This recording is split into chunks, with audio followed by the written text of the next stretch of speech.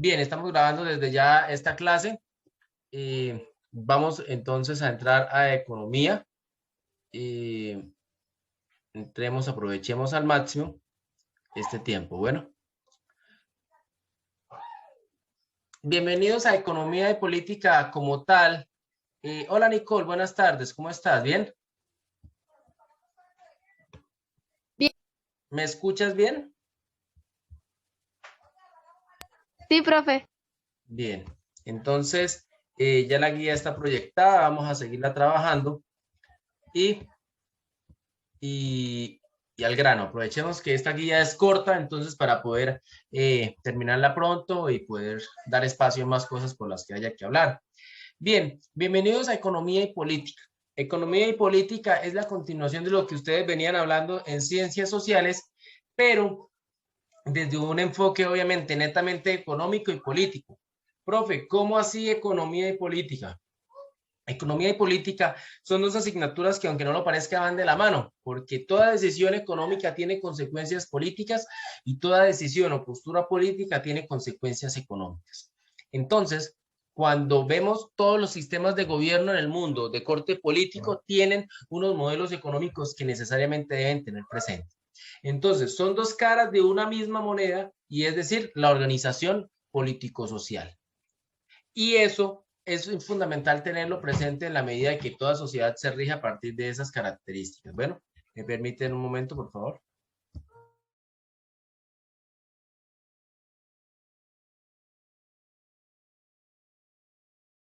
Bien, entonces continúo. Hola muchachos. Señor, ya, ya llegué, gracias, Esteban. Miguel, ¿alguien más llegó ya? No. Ah, sí. Señorita Saris, buenas tardes, ¿cómo está? ¿Bien? Buenas tardes, profe. Bien, me alegra saludarte, ¿me escuchas y me ves bien? Sí, sí, señor. Te pido disculpas que no te he respondido el WhatsApp que tú me escribiste, pero como tú sabes, de 8 a 10 yo estoy en videollamada, de 10 a 12 trato de responderlos, pero cuando termino de videollamada tengo más de 30 WhatsApp y voy respondiendo uno en uno en orden de llegada. Bueno, no he llegado al tuyo.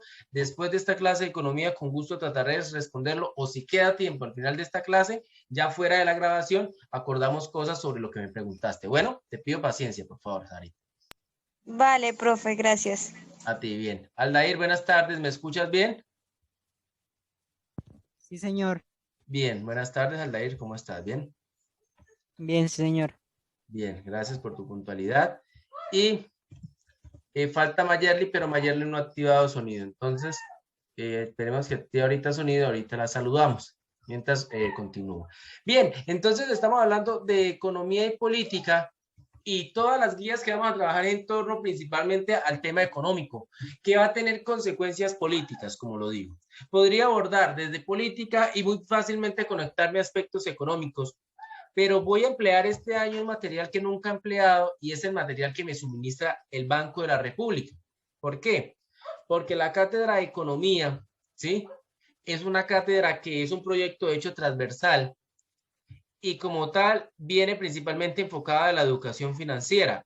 ¿A qué voy? Entonces, la finalidad de esto va a ser el estudio de la economía, teniendo en cuenta el estudio de cómo es que se va organizando y los diferentes procesos económicos que se llevan principalmente en nuestro país. Bien, pero para eso hay que tener claros conceptos económicos. ¿Listo? Eh, entonces, teniendo eso presente, ya saben lo de la entrega de los trabajos, hasta hay chicos que ya me los han enviado, muy bien por eso. Si ven que hay cosas que corregir, me las envía y pues cambio el otro trabajo, no hay ningún problema, tienen plazo hasta mañana. De todas formas, quiero explicar porque hay bastante temática y no solamente dejarlos con la guía para tratar. Bien, entonces vamos a leer como tal los dos puntos. Primero, responde, ¿por qué es importante la economía? Entonces, al leer por qué es importante la economía, vamos a trabajar qué nos dice el texto. Comienzo. Para empezar, la mayoría de las personas piensa que la economía es un asunto complejo y difuso que no tiene nada que ver con sus vidas, pero están en un error.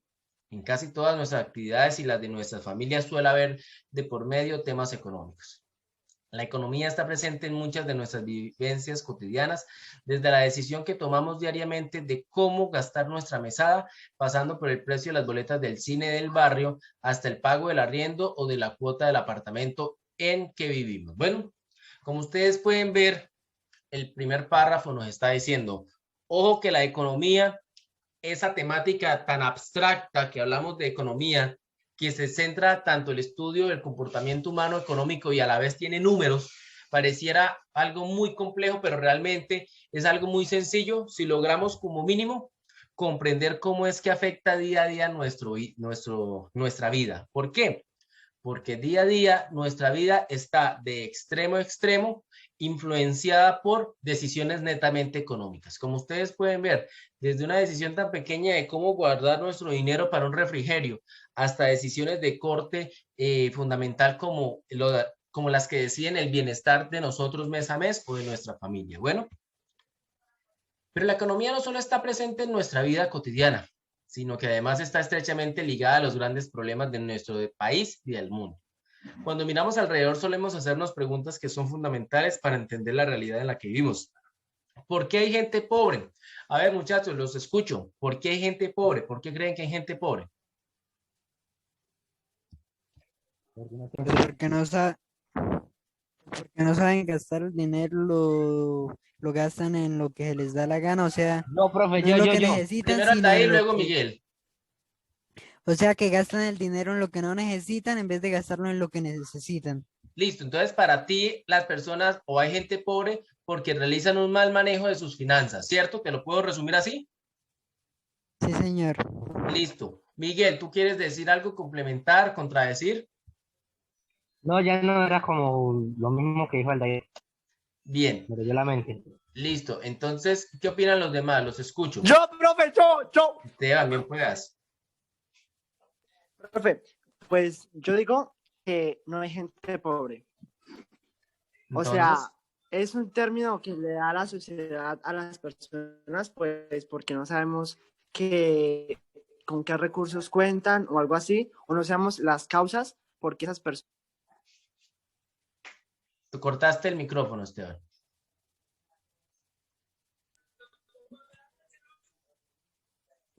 Repito otra vez. Sí, porque se te fue la señal y si no, escribe en el chat y yo te leo tu parecer, ¿bueno? No, yo hablo. Vale, ¿Sí? ¿Me escuchan? perfectamente. Bueno, yo digo que no hay gente pobre, sino Ujú. que es como el nombre que la sociedad le da a esas personas de bajos recursos que por algunos motivos están en esas circunstancias o no tienen cómo acceder a un buen estatus social. Pero me dices por un lado que no hay gente pobre, pero por otro hay unas personas con bajo estatus social, lo que implica malas condiciones de vida. Entonces, tienes razón en algo muy interesante, Esteban, y yo recuerdo que en una clase de la maestría, un profesor de semiótica, creo que, no recuerdo si era competencias comunicadas, bueno, profesores de semiótica allá de la universidad, esto decía algo muy interesante. Hemos aprendido a conceptualizar la riqueza o la pobreza o la calidad de vida a partir de unos parámetros que no siempre tienen que ser la verdad absoluta. ¿Cómo así? Resulta y pasa que la persona que vive en un manglar o en una zona cálida, que vive en una de esas casas que están construidas sobre los lagos o sobre las aguas, que imaginémonos un niño así de la costa, por ejemplo, o más que todo, sí, que por lo menos que su alimentación la casa en que el pescado va y lo saca directamente de la laguna, del lago alrededor en el que vive sin ningún problema, que tiene lo necesario, lo básico para vivir, pero resulta y pasa que esa persona es feliz, digámoslo así, es a lo que quiero llegar. No siente que tenga necesidad de nada más, es a lo que voy. Pero vienen entidades como la DIAN, por ejemplo, como el DANE, perdón, a hacer censos de población y a partir de eso le dice, usted entra dentro de los pobres por sus características de vida. Entonces, tienes razón en algo. Hay personas que son pobres hasta el momento que les dicen, ustedes son pobres. Antes no se habían dado cuenta de eso. ¿Sí? Claro, pero como resulta y pasa que el Estado tiene que tener un juicio de valor y una categorización, ¿sí? Hay personas que pueden vivir con lo más mínimo y aún así vivir cómodamente, pero pues el Estado busca establecer unos parámetros de vida digna, en donde puede ser que esa persona, a pesar de que sienta que vive bien, no tenga esos parámetros de vida digna, como un buen acceso a agua, alcantarillado, a servicios básicos, ¿sí? A servicios de comunicaciones, un inmueble que tenga unas condiciones de biosalubridad de las mejores, etcétera, etcétera. Entonces, creo que es al mismo punto que quieres llegar, Esteban, o te estoy llevando por otro lado. No, profe, a ese era el punto que quería llegar. Listo, bien. Entonces sí, o sea, o por lo menos digámoslo aquí en el mismo Santa Elena. En la parte rural hay personas que tienen unas casas que uno ve que son muy humildes, pero no porque sea humilde quiere decir que necesariamente ya tengan que ser pobres. Digámoslo así, sí, no entran dentro de unos cánones que digan, no, es que tienen una vida digna, uff, como de pronto sí la hay en viviendas que uno encuentra aquí en Santa Elena, que son muy bonitas y que no tienen nada que envidiarle a las buenas viviendas en las ciudades. Entonces uno hace ese comparativo, pero la pregunta es, ¿esa persona se siente cómoda con ese estilo de vida que llega o no? Entonces des en cuenta que hay dos debates ahí. Primero, que hay unas personas que no tienen dinero o que no tienen recursos y esos recursos o no los tienen por la posición que dice Aldair, que no saben administrar los recursos y los despilfarran y no hacen prioridades, o la otra opción es que hay personas que desafortunadamente por el mismo constructo del sistema están condenadas a no poder acceder a unas ganancias básicas mínimas que les permita darse una calidad de vida digna. Y viene otro tercer punto de vista en donde los parámetros de riqueza y de pobreza, ¿sí? En cuanto a calidad de vida, son a veces muy arbitrarios para ser tenidos en cuenta totalmente. Vean que en torno a esa pregunta ya estoy viendo tres perspectivas interesantes para abordar. Bueno, siguiente pregunta que nos hace el texto. ¿Por qué hay unos países más avanzados que otros? Los escucho. ¿Quién quiere opinar?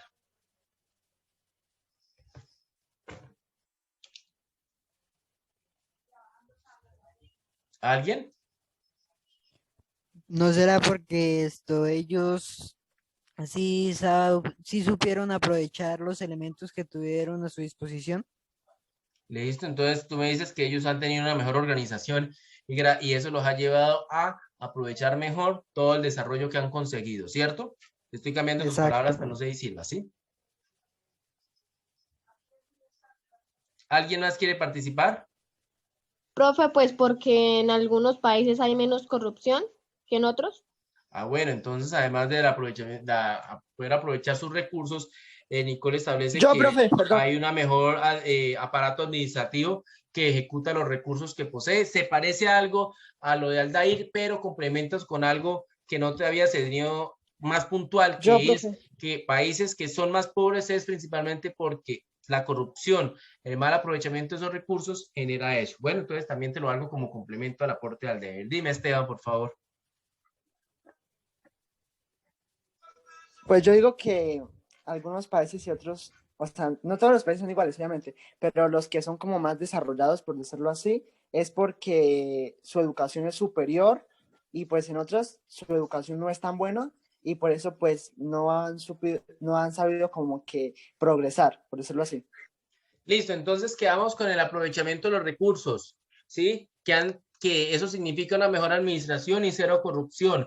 Y a su vez te voy a cambiar la palabra en términos económicos, que posee un capital humano muchísimo mejor que el de los países pobres, resultado de unas políticas sociales en las cuales el capital humano ha sido mejor preparado. ¿Te parece que lo transformo así en términos más conceptuales, Esteban? Sí. Listo. ¿Alguien más quiere dar otro aporte? ¿Por qué hay países más desarrollados que otros?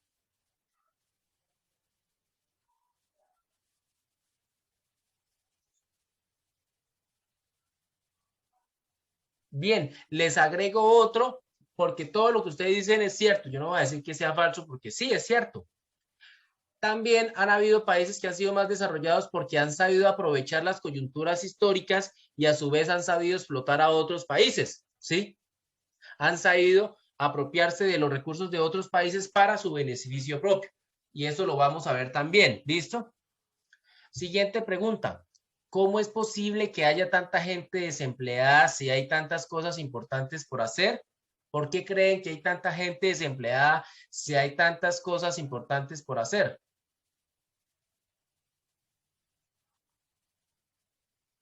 Los escucho.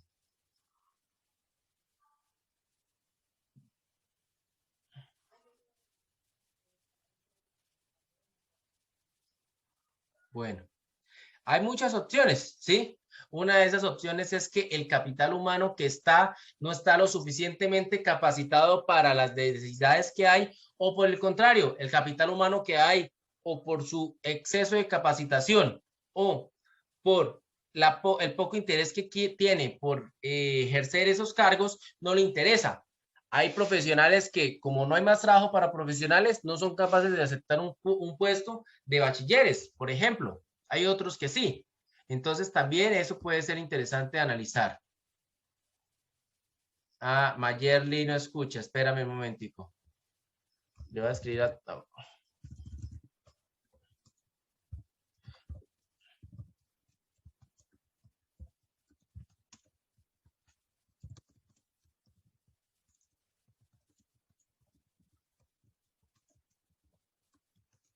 Un momento, le estoy escribiendo a Mayerly.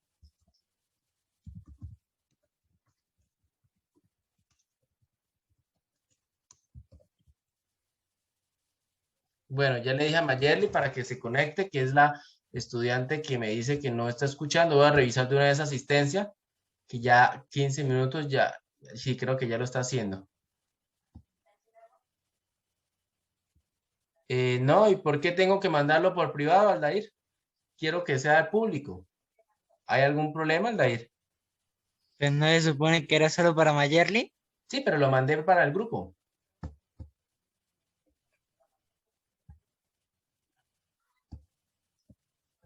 Bien, ahora sí me escuchas, Mayerly. Sí, señor. Bien, Mayerly, buenas tardes, me alegra que estés y te felicito por la puntualidad. Sé que ya estabas, pero no habías podido tener conectividad del audio, entonces hemos hablado cositas, toca que mires de pronto el video para que te actualices un poquito. Bueno, apenas hemos comenzado, ¿bien? Entonces, esa es una de las posibles opciones por la cual hay tanta gente desempleada.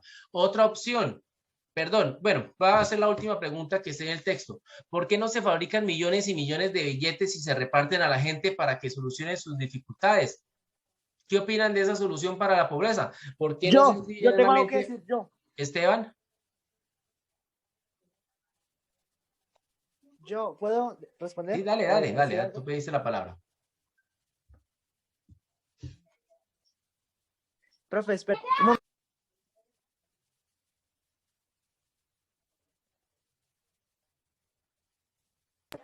Pues yo Sí. diría que, primero que todo necesita una base y un respaldo. Y pues, bueno, un factor que podría causar como que, no sé cómo decirlo, como ocasionar conflicto o algo así, sería que se perdería el equilibrio de la economía en el país. Bueno, Pero digo yo. bueno, vas por ahí, lo que tú dices de hecho es muy cierto, ¿sí? Tú me dices que todo tiene que tener una base y llegas al desequilibrio. O sea, si hay mucho dinero, ¿qué pasa? Sin base, ¿qué puede pasar? Pues un desastre económico, ¿no? Sí, ¿sabes por qué? Porque, sí, no sé. Pero tienes idea No, de tienes razón en algo, un dinero que no tenga una fuente de sustento es un dinero que puede ser negativo para la economía de un país. Veremos por qué y eso es lo que nos va a permitir aprender. Des en cuenta en cada una de estas preguntas cómo ya hay temática económica de fondo, ¿sí? Enormes temáticas económicas que tienen consecuencias políticas porque estabilizan o desestabilizan el orden de un país y a su vez estas problemáticas económicas tienen soluciones políticas, porque quien esté gobernando es el que las tiene que asumir. Bueno, es fundamental tener presente eso. Y quien esté gobernando, dependiendo de su postura política, las va a abordar de una u otra manera. ¿Listo? Bien.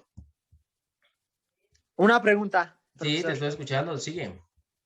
O sea, ¿cómo así? Que, por ejemplo, el presidente Duque puede administrar el dinero, todo el dinero de Colombia, o cómo así? No, no señor, no señor. Aprenderemos que por lo menos a nivel del país no y en la gran mayoría de lugares no, porque no hay nadie que administre el dinero, sino hay una institución que respalda el valor del dinero y ese es en nuestro caso el Banco de la República, ¿sí? No es que el Banco de la República sea el banco rico que tiene toda la plata, no. Es el dinero, es la entidad que hace que nuestro dinero tenga valor. Veremos cómo, poco a poco, porque explicar eso ya es enredarlos totalmente. Cada vez que vayamos entendiendo conceptos económicos nos daremos cuenta del papel que cumple esa entidad, que de hecho el año pasado también hubo un concurso de ensayo y este año muy seguramente también lo harán y trabajando esta temática desde un principio va a ser más fácil que ustedes puedan participar. Hay muchos premios, hasta una beca de economía en la Universidad del Rosario, por lo menos era el año pasado. Y pues el año pasado, por primera vez, el colegio participó, pero la verdad los chicos no lo asumieron con responsabilidad. También no los juzgo. El tiempo de preparación no fue tanto, entonces esta oportunidad, viendo economía pura y dura, de pronto sí estaremos más preparados. Bueno, continúo. Si los problemas que están detrás de esas preguntas tuvieran soluciones simples, la vida sería muy distinta. Qué bueno sería vivir en un mundo en el que todos tuviéramos las mismas ventajas y no hubiera pobreza ni desempleo. Pero las soluciones a esos problemas son más complejas de lo que parecen y para abordarlas adecuadamente es necesario entender las ideas económicas básicas, ¿sí? Resulta y pasa que un problemita como esos, que en teoría uno dice, ala, es un problema que yo lo puedo solucionar fácilmente, cuando uno mira esa supuesta solución fácil, no es tan fácil porque tiene peor es el remedio que la enfermedad, como dicen coloquialmente. Entonces, esos problemas hay que saberlos abordar con pinzas, saberlos abordar detenidamente y abordarlos implica tener presente las problemáticas. Bien, entonces, el propósito de esta guía es presentar los conceptos económicos fundamentales, así como brindar herramientas para la comprensión del sistema económico y su funcionamiento. Después de lo que hemos hablado, ¿por qué es importante la economía? Creo que yo no tengo nada más que decir, más allá de que ustedes deben responder. ¿Alguna duda sobre esto? No. Gracias, Aldair. ¿Qué opinan los demás? ¿O el silencio otorga? Bien, continúo. Entonces, en esta guía, después de eso, tenemos que desarrollar el segundo punto, ¿sí? El segundo punto es la introducción de esa guía. Por eso no les quise dar más temita. De pronto van a haber guías un poquito más extensas y eso lo va a determinar la extensión del material que nos suministró el Banco de la República. ¿Listo? Por ahora, por eso les dejé esto. Creo que les pareció muy sencilla y pues la idea es que tampoco se le cojan fastidio a la clase desde un principio, ¿sí? Que tengan mejor comodidad. Tengo más personas conectadas. Señor Felipe, buenas tardes. Buenas tardes, profe. ¿Cómo estamos? Bien, profe. ¿Por qué entramos tarde a la videollamada? ¿Qué pasó? Es que le estaba ayudando a mi papá y llegué a bañarme. Bueno, bien, por favor, hacer lo posible por llegar puntual. Recuerden que esta semana estoy revisando asistencia sin retardo. La de la otra para adelante, pues ya tendrá algún retardo. Bueno, entonces, por favor, ténganlo presente. Felipe Mieles. Bien, tengo la asistencia de 7 personas y, esperen, me pongo a cargar esto, por favor. Que el computador está que se me descarga ya. Bien, entonces, continúo la proyección de la guía. Vamos al segundo punto. Lee la introducción y realiza un cuadro sinóptico de la temática desarrollada en este. Ojo con un cuadro sinóptico. Ustedes ya saben que es un cuadro sinóptico. A diferencia de un mapa conceptual, donde se hace la categorización de lo general a lo particular, especificando los conceptos, el cuadro sinóptico puede ser de abajo hacia arriba, pero principalmente se hace de izquierda a derecha, pero se hace haciendo un desglose de los conceptos del género particular, pero solamente las palabras más importantes, ¿cierto? Entonces no quiero un cuadro sinóptico en donde escriben un poco de cosas, no. Traten de recoger la idea central de cada uno de los aspectos. Bueno, eso es lo importante. Entonces requiere un ejercicio muy interesante de interpretación. Yo sé que ustedes con la profe Juliana ya han hecho cuadros sinópticos, entonces por eso se los puse. Yo estoy con gente de décimo. Bueno, continúo. Introducción. La economía es una ciencia social, pues se ocupa de ciertos aspectos del comportamiento de una sociedad. En particular, la economía se concentra en analizar las consecuencias de la manera como las personas deciden usar los recursos escasos que están a su disposición. Aunque este es el objeto central de análisis de la ciencia económica, existen otras áreas de estudio más especializadas como la economía agrícola, la economía laboral y la economía internacional, entre otros. Independientemente del campo de la ciencia económica del que se esté hablando, detrás de esas ideas hay dos conceptos fundamentales: la escasez de los recursos y su mejor uso potencial. O sea que el título del cuadro sinóptico, ¿cuál es?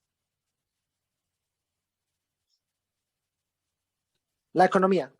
Sencillo, ¿cierto? Estamos hablando de la economía. ¿Cuál es la definición? ¿Sí? ¿De qué trata? Y a su vez nos presenta ya una subdivisión, ¿cierto?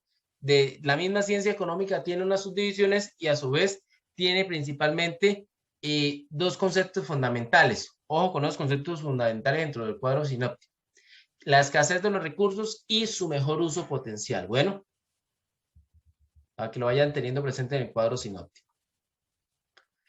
En la medida en que estudia la manera en que los individuos y las sociedades emplean esos recursos, la economía intenta responder interrogantes como los siguientes: ¿cuál es la mejor asignación de los recursos productivos posibles? ¿Qué bienes y qué servicios deberán producirse? ¿Cómo se distribuye entre los miembros de la sociedad el ingreso generado en el proceso de producción? Entonces vemos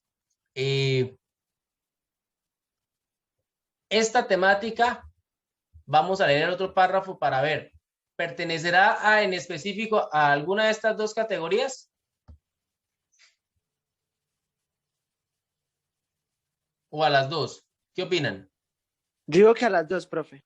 Bueno, vamos a ir leyendo el texto y ya les dejo esa pregunta. Bien. A lo largo de su evolución histórica, la economía ha enfrentado nuevos interrogantes que han determinado su desarrollo como ciencia social. Por ejemplo, la crisis desde la década de 1930 planteó un desafío para la ciencia económica, pues por primera vez la pregunta más relevante no era cómo asignar de manera eficiente unos recursos escasos, sino cómo poner a trabajar esos mismos recursos que se controlaban en una condición, que se encontraban en una condición preocupante de desempleo. Bueno, entonces seguimos desarrollando aquí la temática. Pareciera que lo que dice Esteban es cierto desde esa perspectiva, ¿no?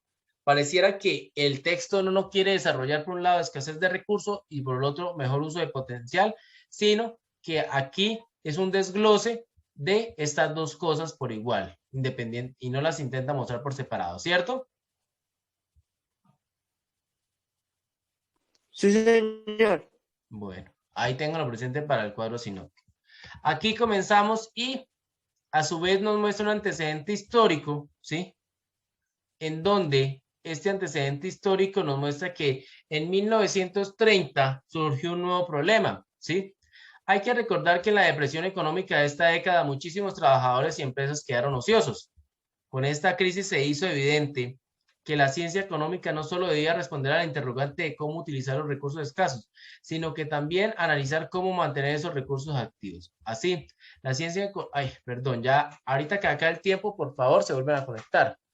La ciencia económica tuvo que pasar de ocuparse de las empresas y las industrias a analizar otros temas relacionados con el crecimiento económico, la estabilidad de los precios y el desempleo. Esto dio origen a las dos principales ramas de análisis de la economía: la microeconomía y la macroeconomía. Entonces, ustedes vienen desarrollando este cuadro sinóptico con títulos de la economía, ¿cierto? Nos presentan ahí una definición, nos presentan como tal, ¿sí? Dos preguntas fundamentales del desarrollo de la economía, nos presentan como tal una profundización de las dos preguntas de la economía en diferentes subpreguntas y a su vez nos presentan un antecedente histórico, ¿cierto? Y ese antecedente histórico permitió el surgimiento de dos subdisciplinas que estudian la economía.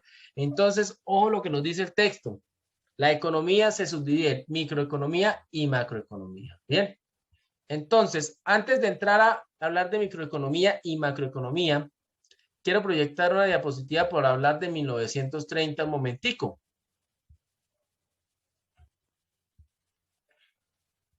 Resulta y pasa que después de 1929, Estados Unidos quedó como la principal potencia del mundo, ¿sí?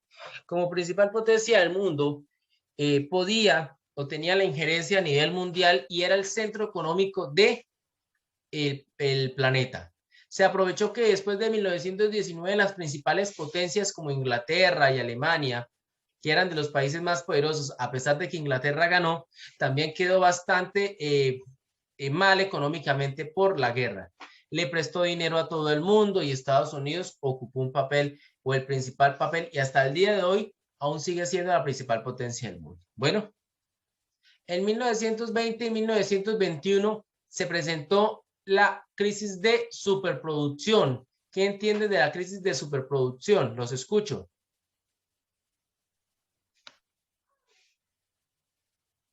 ¿Alguien? Yo, profe, Esteban, te escucho. exceso de una cosa, ¿no? Pero ¿cómo así? Háblenos en términos O económicos, sea, por ejemplo, de producción, de fábricas. Por ejemplo, el exceso, bueno, es un ejemplo, ¿no? El exceso de alimentos, por decirlo así, ¿no? Un ejemplo, ¿no? ¿Y qué pasa cuando hay exceso de un producto, como por ejemplo exceso de alimentos? Cuéntame. Pues, no sé, yo digo que sería como algo malo porque tanta comida, pues si no hay gente que la consuma, sería malo porque se perderían las fábricas, los que invirtieron en eso, y pues sí. Sí, muy bien, por ahí va la situación, ¿cierto?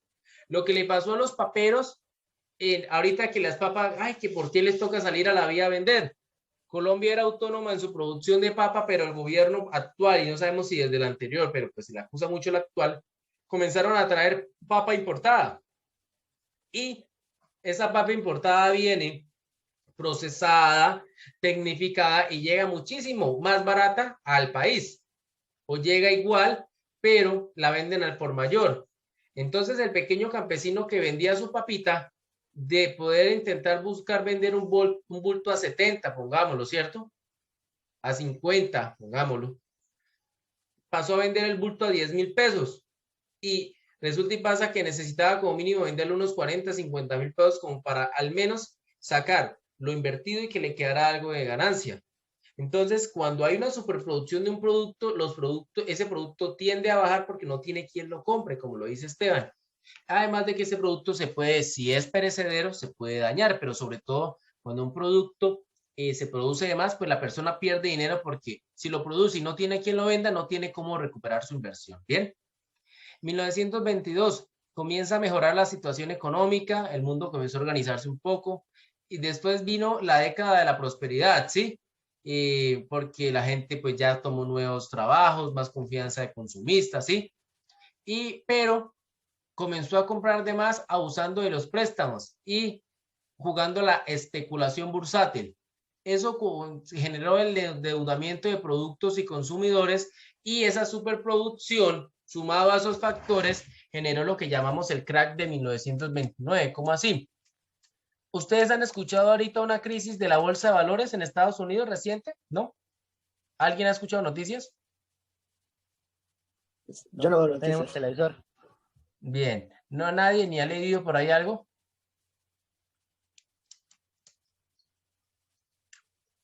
Bueno, lástima. ¿Qué pasa? La bolsa de valores funciona poniendo una empresa en la bolsa y ya no manejando tanto dinero físico, sino el precio de la acción. Dice, yo tengo 1,000,000 de acciones de la empresa y cada acción vale tantos pesos, entra valiendo tanto. Entonces, la idea es que mi empresa suba de valor desde que la gente quiera comprar esas acciones porque vean que vale la pena comprarlas, ¿sí? Y la bolsa de valores se vuelve un casino. La acción que sea más comprada, pues va a ganar más dinero y quien tenga esa acción, pues va a ganar plata y puede vender esa acción para cobrar y así sucesivamente. La acción que nadie compre es de la empresa que se está yendo a la baja, a la pérdida. Y eso significará que cada vez menos personas quieran invertir en esa empresa. Bueno, así funciona a grosso modo la bolsa de valores. En la época de 1929, de esa depresión económica, ¿por qué la explico tanto? Porque significó un antes y un después de la economía. Había una especie de especulación bursátil en la medida de que bursátil es la especulación de la bolsa, de los precios. Se comenzó a creer que habían acciones que subían y valían muchísimo dinero y las empresas valían demasiado porque supuestamente las empresas tenían mucha capacidad de juego porque la gente estaba comprando y toda esa situación. Resulta y pasa que poco a poco se pusieron a dar cuenta y la gente compraba y compraba era porque estaba súper endeudada. Y la gente cuando está súper endeudada, si no paga, pues hace quebrar a quienes les prestaron, ¿sí? La gente se endeudó y dejó de pagar porque ya no tenía cómo pagar. Y la bolsa de valores, de repente, de tener una capitalización y unos precios tan altos de las acciones, cuando se dieron cuenta que la gente comenzó a no pagar, la gente entró en pánico. Y de repente todo el mundo quiso vender sus acciones para recoger el dinero. Eso generó que de un sopetón todas las acciones de valer mucho dinero no valieran nada, ayudando a quebrar empresas que estaban súper infladas. Y eso generó un caos económico a nivel mundial. Es como cuando yo le digo a ustedes, uy, no, hermano, vamos a ir a jugar micro, pero les voy a llevar un man que es un jugadorazo, pero si ustedes se quedan dormidos, les hace 3 virgos en una jugada. Ese man se saca a todo el mundo y hace goles. Y ustedes, uy, sí, claro, yo voy, yo juego. Cuando van y miran, es un paquete peor que ustedes. Ustedes como que se llevan una desilusión más grande y dicen, no, yo por allá no vuelvo a jugar, hermano. Usted va a llevar gente así tan mala, no. Lo mismo pasó en la bolsa de valores. Los precios de la bolsa estaban súper inflados y todo el mundo creía que esas empresas estaban bien posicionadas. Cuando se dieron cuenta, esas empresas estaban infladas por las deudas de toda la gente. Cuando la gente no quiso pagar esas deudas porque se fue quedando poco a poco sin la capacidad de hacerlo, pues las empresas de repente comenzaron a bajar los precios y la gente ante el miedo de que cayeran los precios, retiraron o intentaron cobrar todo el valor de sus acciones y lo que hicieron fue colapsar el sistema porque quebraron la empresa y al quebrar las empresas, pues la gente quedó sin trabajo y así sucesivamente fue un círculo en donde fueron cayendo poco a poco las empresas en efecto dominó. Eso significó un cierre económico de Norteamérica y significó una crisis mundial porque todo el comercio mundial jugaba alrededor de Estados Unidos. ¿Listo? Bien. Nos queda un minuto. Recuerden que ahorita se cierra esto. Otra parte. Después de esa situación en donde los mercados eran libres de jugar, de invertir, de prestar y todo eso, tocó que el Estado tomara una serie de medidas para volver a dinamizar la economía, porque nadie tenía dinero y los que lo tenían no tenían la confianza para invertir, entonces preferían no invertir en negocios que les generase riesgo, ¿sí? Invertir en cosas fijas que no les generara riesgo de pérdida, por lo menos, bueno.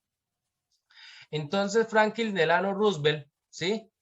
El presidente de aquel momento y también de la Primera Guerra Mundial, estableció una serie de políticas de intervención estatal con el fin de mejorar la economía norteamericana, que ustedes pueden leer. Todas las obras, ¿sí? Lo que intentaron fue el Estado meterle plata a la... ya se va a acabar la videollamada, voy a cerrarla, bueno, para ahorita iniciar de nuevo. Nos encontraremos ahorita. Bien, retomamos la guía, sigo grabando. Entonces les decía, ¿por qué es que muestro esta información en especial de la crisis de 1929? Porque esta crisis es fundamental tenerla en cuenta porque es la primera y gran crisis del sistema capitalista que ha tenido muchas a lo largo de toda la historia. Bueno, es decir, momentos en donde hay muchísima bonanza económica seguidos de momentos de total crisis, escasez, cierres de empresas, pérdida de empleos. Hay gente que terminaba suicidando. Imagínense que sus papás de repente mañana amanezcan sin nada, sin la casa que tienen, sin el dinero que tienen, sin el trabajo que tienen, sin las propiedades que tienen, sin los vehículos que... Imagínense que amanezcan, que se acuesten y saben que al siguiente día ya no hay nada, de cero. Y tienen, salir, por favor, no me rayes el documento, por favor, ya sabes. ¿Y qué pase eso? ¿Qué opinan al respecto? Hay gente que desafortunadamente tomaba hasta la decisión de suicidarse, ¿sí? Entonces, vemos aquí una serie de políticas económicas que el Estado norteamericano tomó en su momento para volver a reactivar la economía. Es decir, meterle plata a la economía con plata pública para que otra vez la gente volviera a comprar, volviera a trabajar, volviera poco a poco a activar la economía. Bueno, ahora sí, ¿alguna duda sobre esta crisis hasta el momento? Todo claro. Claro. Bien. Entonces vamos a leer rápidamente qué es microeconomía, que es uno de los dos aspectos la, de la guía. La microeconomía estudia la distribución de los recursos entre diferentes usos potenciales y en esa medida analiza las decisiones. Allá. Y en esa medida analiza las decisiones individuales de los hogares y las empresas. La macroeconomía adopta una visión general de la economía, abstrayendo los detalles de agentes individuales, para estudiar las interrelaciones entre los distintos sectores económicos de tal manera que se logre la plena utilización de los recursos. Profesor, ¿cómo así? Bien, vamos a entender esto más fácil con la siguiente diapositiva. Aquí está. La microeconomía. La microeconomía, como su nombre lo dice, es la disciplina económica que a un nivel pequeño, micro, estudia el comportamiento de la economía, porque es que la economía se da cuenta que a nivel micro hay unas relaciones económicas que influyen notablemente en la economía como tal. ¿Cómo así? Estudia el comportamiento económico de empresas, hogares e individuos y su interacción con los mercados, es decir, la economía de ustedes, de sus papás, de las personas individuales, del hogar, ¿sí? De los mercados que uno compra en cuanto a mercados como tiendas, supermercados y todo lo demás, y las empresas que nos contratan individualmente, es decir, relaciones económicas a un nivel micro, ¿sí? Algunos campos de esa microeconomía es la estructura del mercado, el consumo, producción. Por ejemplo, bueno, la teoría de juegos es microeconómica. Entonces, ¿cómo entender la microeconomía? Bueno, esa es una gráfica muy sencilla que desde el punto de vista que la veamos la podemos entender. Arranquemos con los hogares. Los hogares, ¿sí? Adquieren, ¿sí? Perdón, del mercado de los factores de producción, que es los factores de producción, la tierra, es decir, todos los insumos que nos permite el planeta, tierra, minerales y todo lo demás para producir, el trabajo que nos dan las personas, ¿sí? La mano de obra, el capital es todo, tanto como la tecnología y el dinero que permite la operación, y la tecnología es todo el conocimiento detrás de la producción. Los hogares, ¿sí? Reciben de las empresas, gracias a su relación con los mercados de factores de producción, las rentas, como ustedes pueden ver. Es decir, aquí la estoy señalando. Es decir, ¿qué es la renta? O sea, el pago que le dan al hogar para sobrevivir, el sueldo de las personas. Esos hogares, ¿sí? Tienen gastos. Y esos gastos se gastan la plata, es decir, la renta que le dan las empresas, ¿sí? En los mercados de bienes y servicios. ¿Cuáles mercados de bienes y servicios? Todos los bienes que compramos y todos los servicios. ¿Qué es un bien y qué es un servicio? Ojo, los bienes, ¿sí? Son los elementos físicos que nosotros adquirimos que cumplen algún servicio. Y el servicio es la función que cumplen como tal. Como ustedes pueden ver el ejemplo. ¿Cuáles son los bienes? La loza, por lo menos cuando vamos a algún restaurante, y todo lo que ocupamos, sillas, losas y todo eso, son los bienes del restaurante. ¿Cuál es el servicio que brinda el restaurante? El servicio de la alimentación como tal. Bueno, otro ejemplo, ¿sí? El ejemplo de ir a un taller. ¿Será bien o un servicio la herramienta que posee el taller? ¿Qué opinan? Un bien. Bien, ¿cierto? Señor, Porque es algo físico. El bien es algo físico que posee alguna persona o alguna entidad. El servicio es el que presta el mecánico cuando va y le cambia a uno las llantas con esa herramienta y le revisa el carro. Y esto que está acá es solo el servicio cuando le hacen uno el servicio de atención al cliente. Volviendo, en la microeconomía, los hogares reciben una renta de las empresas a partir, ¿sí? De su trabajo y todo lo que brindan en el mercado de factores de producción. Entonces reciben un sueldo, ellos gastan, el mercado de bienes y servicios porque adquieren bienes y adquieren servicios, y ese dinero de bienes y servicios se convierte en un ingreso para las empresas, quienes vuelven a pagarle salarios y alquileres a los hogares, ¿sí? O sea, quienes pagan salarios, alquileres y beneficios por el mercado de factores de producción. Y ahora al revés, las empresas, ¿sí?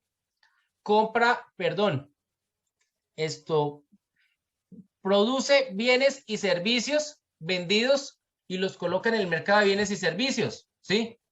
Esos bienes y servicios van a los hogares.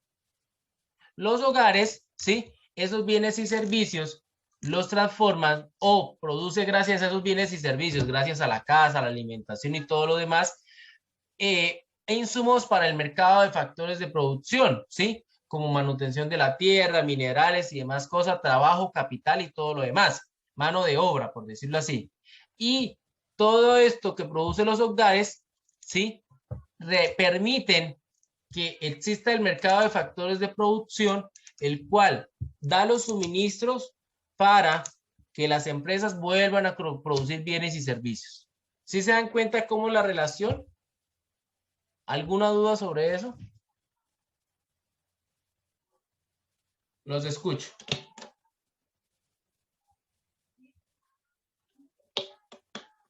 Muy enredado, lo repito.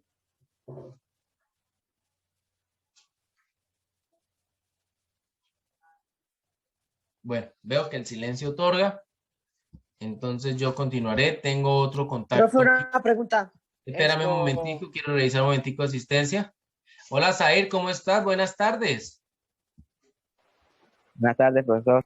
¿Qué pasó, Zair, hermano? Ya llevamos bastante tiempo. El internet, profe. ¿Cómo? El internet. No había Bueno, buena señal. bien, por favor, listo. Ya sabes lo que habíamos comentado. Por ahora asistencia plena, pues después será con retardo y listo, pues porque también hagamos el esfuerzo. Hasta el momento yo llevo toda la semana, he hecho lo posible por estar. Entonces, yo sé que no es fácil, yo sé que no es fácil, pero pues tampoco es imposible. Bueno, entonces íbamos ahí explicando la microeconomía. Bien. Entonces, teniendo claro esa relación microeconómica, teniendo claro qué son los factores de producción, es decir, todos los diferentes aspectos que permiten el desarrollo de una producción, el hogar por lo menos vende como mínimo su trabajo, ¿sí? Y su conocimiento para poder transformar los insumos de la tierra por medio del capital en nuevos productos. Los bienes y los servicios ya creo que no hay necesidad de volverlos a explicar. Y ahora vamos a la macroeconomía. Como ustedes lo vieron, mientras la microeconomía... Pero tengo una pregunta. Sí, dime, te escucho.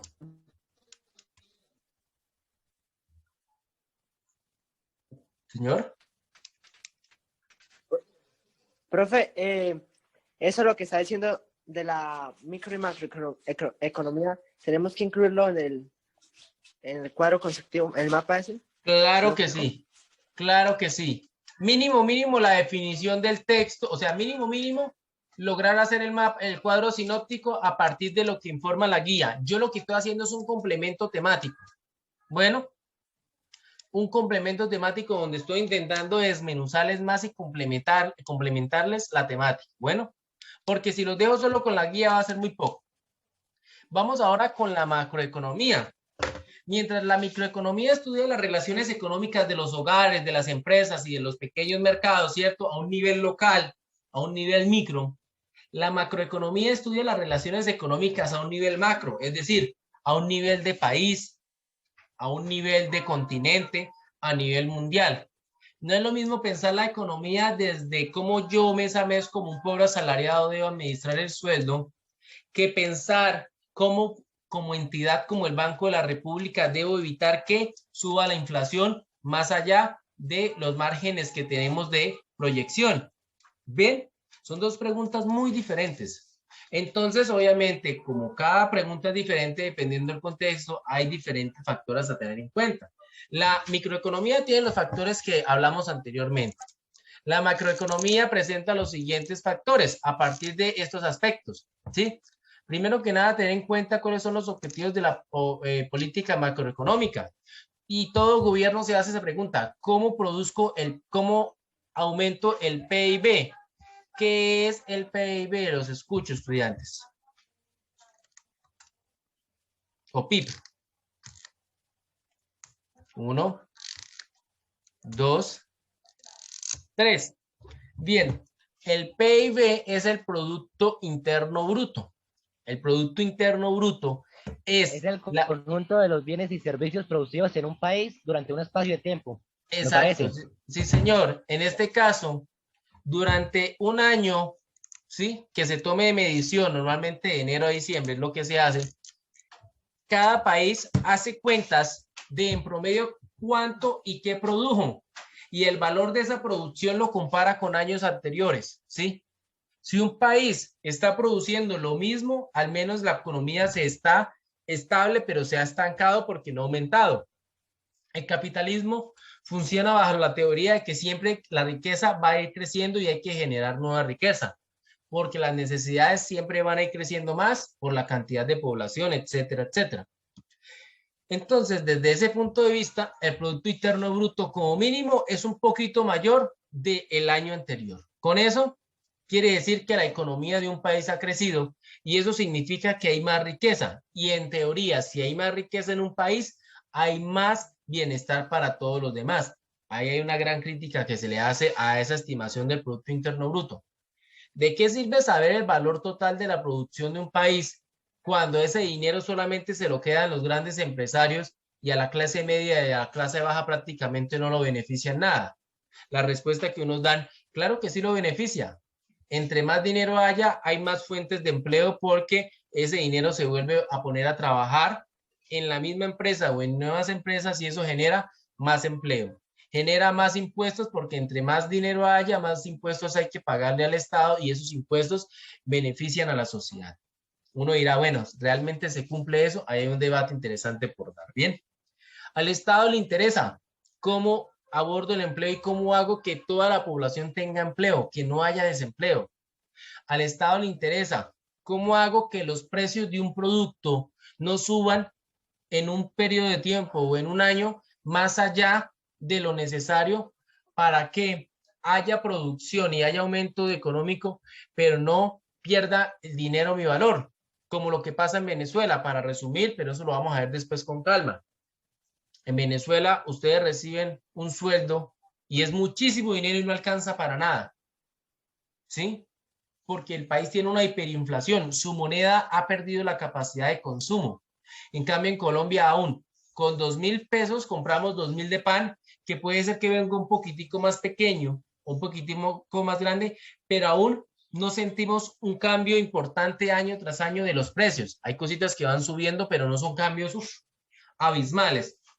Que si yo compro una gaseosa en 2.000 pesos, voy mañana y la compro en 3.000, no pasa así como así. Listo, subió 100, 200 pesos, de pronto porque estamos lejos hasta 500 pesos, que aunque aquí a veces como que no sé, pues falta uno ser el tendero para saber cómo se funciona eso. Bueno, hay otros. Aquí, profe, una menta ya no es lo mismo. ¿Cómo? Que una menta ya 100 pesos, ya no era como en antes, a 50. Ah, pues antes 2 mentas valían 50, por ejemplo. Bueno. Hoy en día vale una menta hasta 100 pesos en algunos lados. Bien, continúo. El déficit externo, es decir, la deuda externa que se tiene con los países, el déficit público, es la cantidad de dinero que hace falta para solventar los gastos del Estado. El TLC, tratados de libre comercio, los tipos de cambio, es decir, la relación de nuestra moneda con el valor que tienen en el exterior los productos, etcétera, etcétera, etcétera. ¿Listo?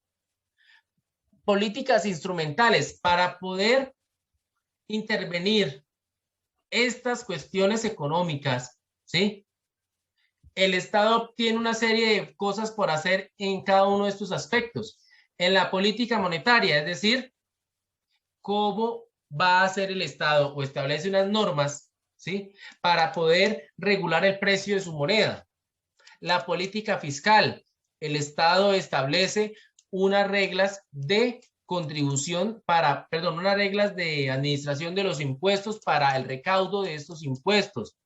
Política cambiaria, unas reglas en el intercambio de pesos colombianos o moneda local con moneda extranjera, ¿sí? Políticas de oferta y demanda agregadas, es decir, el Estado, a pesar de que no participe directamente en la economía, se vuelve mínimo el juez de un ring de boxeo en donde está ahí atento en el momento donde alguien esté, o generalmente es el mercado al consumidor, para ver si el mercado al menos está respetando las políticas de la ley de oferta y demanda y no está vulnerando los precios del consumidor, por ejemplo, bueno, o está protegiendo la empresa nacional en contra de la empresa extranjera, permitiendo aún así la oferta y la demanda de los productos, etcétera, etcétera. Cada uno de esos aspectos poco a poco los iremos viendo, pero a nivel macroeconómico quedémonos con lo siguiente. Nivel microeconómico, problemáticas locales de la población en general. Nivel macroeconómico es una visión ya de país, ¿sí? Es una visión ya de continente, es una visión ya de planeta, en donde se miran todas las variantes que hay, pero a un nivel enorme. Bueno, ¿alguna duda hasta ahí? Bueno, voy a leer esto. Esta diapositiva tiene errores de ortografía, no la hice yo busco el mejor material en internet que encuentro. Lo dejé por la información que dice, pero tiene errores de ortografía que no son míos. Ya lo explico. Bueno, ¿cuál es la importancia de la macroeconomía? Esta suele definirse como el estudio de la conducta de toda la economía. De allí que la misma sea la encargada de, hay falta de encargada, de analizar el crecimiento a largo plazo. También se encargará de evaluar la fluctuación cíclica de la producción, el desempleo, la inflación, el comercio y las finanzas internacionales. Determina las formas como se vincula un país con los demás países del mundo a través del comercio internacional. Establece los criterios para que la política fiscal tenga efectos positivos en la economía. Busca estabilizar los precios en un sistema de libre mercado, procurando alcanzar niveles de pleno empleo en la población. Es decir, la macroeconomía busca de la mejor manera posible que económicamente el país funcione y que poco a poco sea más equitativo, en teoría. Bueno, algo muy difícil de hacer, por lo menos un dato económico. La pandemia, se supone que año tras año la idea es que la economía va mejorando, ¿no? Pero con esta pandemia el gobierno afirma que el país perdió 20 años de política económica y de lucha contra la pobreza. Es decir, que la calidad de vida del colombiano promedio, ¿sí?, en su situación monetaria y de pobreza, volvió a ser muy semejante, igual a 1999. Pregúntenle a sus papás cómo era 1999 y les contarán un poco. Bueno. Bien, con eso he finalizado mi presentación. Antes de pasar a prácticamente cerrar la guía, quiero que volvamos a la guía y leamos esto que dice aquí, como estos daticos que la guía tiene por fuera. Primero, la economía es una ciencia social que se ocupa principalmente del estudio de la producción y la distribución y el consumo de bienes y servicios en una sociedad. Eso ya lo habíamos leído arriba. La microeconomía es el estudio del comportamiento de los principales agentes que participan en la economía, los consumidores y las empresas, así como de la distribución de la producción y el ingreso entre ellos. La macroeconomía es el estudio de las principales variables de la economía como un todo, como son el total de bienes y servicios producidos, el ingreso total obtenido, el nivel de empleo de los recursos productivos, el comportamiento general de los precios. Hasta ahí, antes de entrar a la definición de economía y con eso cerrar, ¿hay alguna duda? Los escucho, por favor.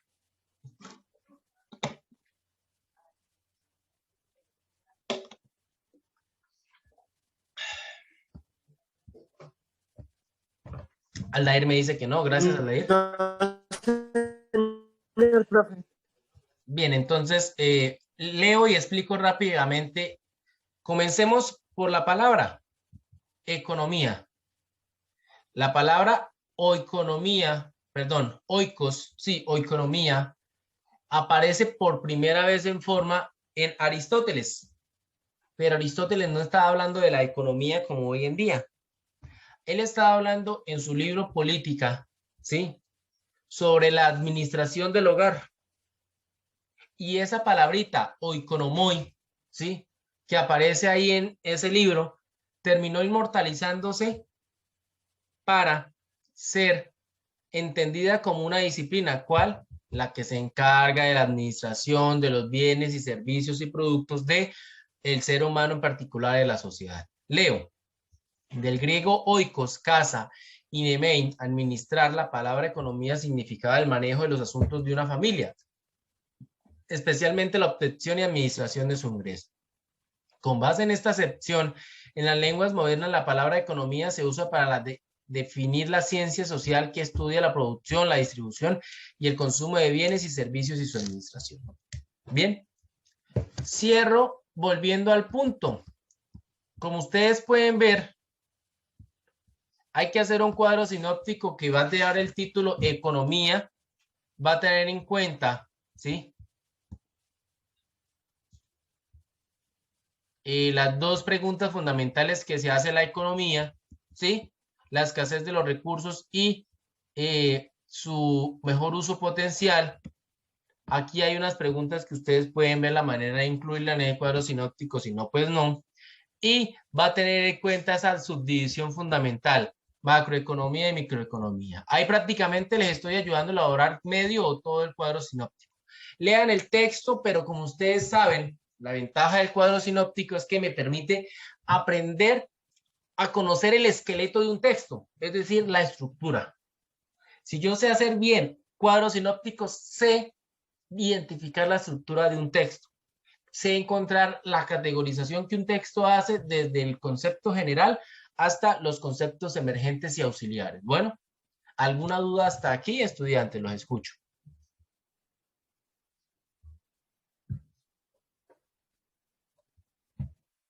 ¿Algo más?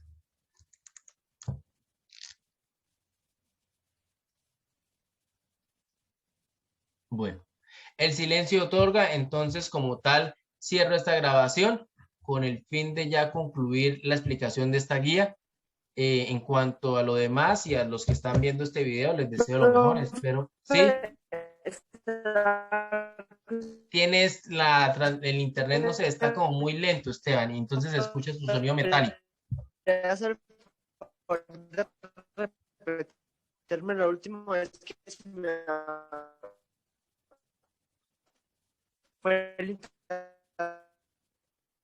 ¿Cómo? ¿Que te repita lo último? Pero Esteban, si lo repito y tu internet está lento, no sirve. Entonces lo más fácil es, haré lo posible, escúchame Esteban, haré lo posible por subir el video hoy para que lo veas en la parte final fácilmente. Bueno. Tiene mala señal Esteban, desafortunadamente hoy. Bien, entonces voy a cerrar la grabación. Una feliz tarde para quienes ven este video, porque es tarde en este momento.